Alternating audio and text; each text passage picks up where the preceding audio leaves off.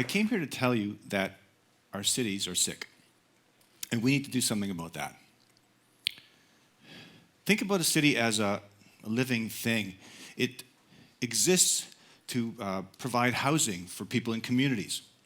But what we see are people living unsheltered, under a tarp, sleeping on sidewalks. These people are not housed. What they are is a symptom of a sickness, and that sickness is our cities. I remember when the large groups of tents and tarps first started showing up in our public spaces, public parks. Here we could see the magnitude of the growing housing crisis as it was being brought right in front of us. So many people struggling with housing were, through the resilience and resourcefulness, found a way to create their own community. Now these became a nuisance to the people around, and eventually bylaw officers were brought in and shut them down, and again displacing the campers once more.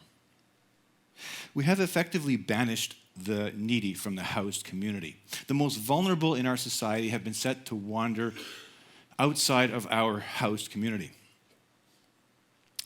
No one in Canada is born homeless. They become homeless when our cities fail to provide housing for them.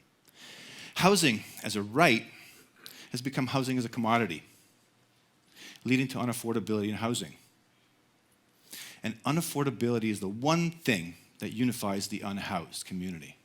Not mental health, not addiction, because these also exist in the housed community. I hear often someone say to me, the day I became homeless, and when I hear that, it's this chilling reminder that you had a home and suddenly you don't. Like, how does that happen? So the day I became homeless, I checked into a shelter. They welcomed me in, but they said no to my son because he was older than 12 years old. That boy still needed his mother, but the system wouldn't accommodate him. Can't imagine what any of us would feel like in that situation. So I wanted to talk about a few examples of initiatives being done around the world. There's three I want to talk about in different countries, and I'm going to start actually with Canada. In fact, here in Oshawa, where a community of singles residences were built using shipping containers. Great idea for efficiency, but it fell short on housing, home, and community. You see, in these places, you're essentially locked into this unit, or your other choice is you step outside into a small porch and you're exposed to the public on a public street. Essentially, these units are there to contain people, not to house them. And that was never their intention. Good things have happened over time. Social services have been brought in and to take care of the residents and even the neighborhood. And also the residents themselves have started to plant their own communal gardens, showing that all they really needed was an opportunity to get together and work. And when they did, they did. If only we thought about that when we first started the project. Now, in terms of getting work, you got to write a resume. So just imagine you're sitting in your tent under flashlight, and you're writing your resume or typing it. You're going to have to print it. And I mean, realistically, from that address, good luck getting a job. In Peterborough, downtown, they replaced a tent encampment with 50 modular sleeping units connected to a community space that they can all share. And the rules in this space are more flexible than most shelters, and so people can use the community spaces to work on their resumes, polish up their employability skills, and look for work. And they have been doing that. Shelter villages like this are now starting to show up in other cities, like Halifax, for example. So these are all emergency measures aimed at ultimately getting you into affordable housing. But the question is, affordable for whom? Land value plays an important part in the cost of housing, and recognizing this, our municipal leaders have started releasing land at below market rates. That's a good thing. So I want to talk about two more initiatives from other countries and what they've been up to. The year 2027 is a big one for Helsinki. This is the year they have on target to end homelessness. That's really ambitious. And they're close. Even if they just get close to it, they've still done an amazing job. They can now take care of the emergency conditions with one 50-bed shelter for the whole city. the city of Helsinki owns 70% of the land, and they can control the sale price and how that land is developed. Also, with their new developments, are all required to maintain 25% social housing within the mix. This leads to these diverse communities, all within affordable housing units in downtown areas where they have access to amenities and work opportunities. So, who in Helsinki is eligible for affordable housing? The answer is everybody. Helsinki has adopted the Housing First principle, which recognizes that in order to get healthy, you need a safe, stable place from which to do that. So just imagine this. You're sleeping on a cold sidewalk, you're covered with a tarp, and outside it's raining or snowing, or maybe both. It could be here, it could be in Helsinki. And you've been told that if you just stop using or stop drinking or stop whatever it is you have to stop, then there's a nice warm bed waiting for you in a shelter. It's temporary, and you're still in transition there, and you could still be evicted, but there's your offer. Cold sidewalk, warm bed. You just have to stop drinking or using. What would you do? What would you do in a situation like that? It sounds pretty good. I know what I would do. Honestly, I would just put the needle in my arm, and I'd go back to sleep for another day. You need to be in a safe, stable place to get healthy. Poor mental health or addiction do not prevent anyone from access to dignified housing in Helsinki.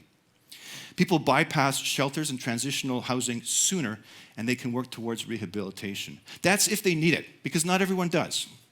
We just need affordable housing. And that brings me to Vienna. In Vienna, 62% of residents live in social housing, in middle-class neighborhoods.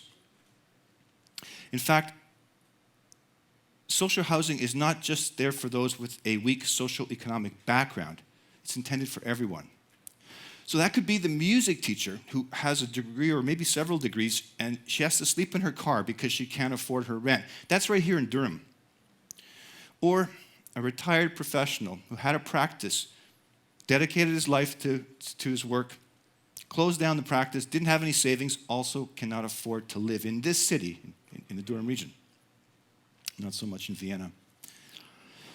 In Vienna, public housing has been part of the program since the 1920s, and they continue to invest in and maintain their units. And they also have a revised procurement model, whereby they hire not-for-profit developers. And I have to say that again, in case you didn't hear me. Not-for-profit developers. It's true, it's a thing. Not-for-profit developers to bid on and build social housing. And these projects, they're awarded on the merit, the architectural merit, their social mix, and their level of affordability. They also continue to innovate. So, for example, there was a decommissioned airfield, and that was repurposed as a resident-designed housing complex. It's based on this collaborative form of housing that came out of the squatters' movements in Berlin in the 70s, much like our own tent cities. Residents here were able to get together, and they can design communal spaces like daycares, recreational space workshops, and whatnot, and all that together to create their own unique, inclusive community. So, the healing starts with inclusive communities and access to affordable housing. Instead of Band-Aid solutions, what we need is housing first principles so people can be stable and healthy. We can apply alternative procurement models. Other countries have shown us how to do it. We can apply them. We can use them. We can get involved in a number of ways, whether it's construction, design, finance, public service, and all of us can get involved at the community level, where we can have a say. We can support our public leaders as they navigate this process of sort of development and policy. We can give them our support. Look at the people who are struggling with housing. How do they deserve to be treated? These are our children, or they could be our parents, and they could be our siblings, and they could certainly be us. What kind of communities do we want to live in? inclusive communities that allow our families to thrive. Those are the communities that we need to build.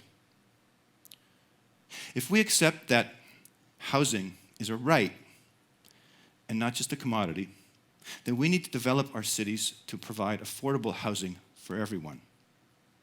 When we do this, then the symptoms that we see as homelessness would go away because the sickness of our cities would end.